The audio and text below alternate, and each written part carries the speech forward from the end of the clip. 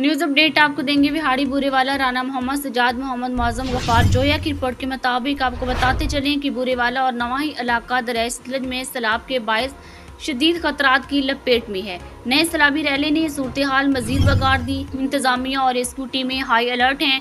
दरियाई सतलज में आने वाला नया सैलाबी रैला बूरेवाला के नवाही इलाकों साहोका, जमलीरा और फरुखाबाद की तरफ बढ़ रहा है। फ्लड कंट्रोल के मुताबिक आइंदा 24 घंटों के दौरान 80,000 क्यूसेक का रैला गुजरने का इम्कान, जिससे मजीद तबाही के खदशात हैं। 10 से ज्यादा आबादियाँ चारों जानब से पानी में घिर गई और इनका शहरों से ज़मीनी राब्ता मुनक़ता हो चुका है।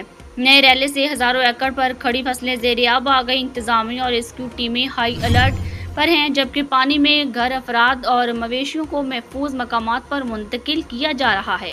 असिस्टेंट कमिश्नर के मुताबिक मुतासरा इलाकों में 4 फ्लड रिलीफ कैंप कर दिए गए हैं और मजीद सैलाबी सूरत हाल से निपटने के लिए पाक फौज की मदद तलब कर ली गई।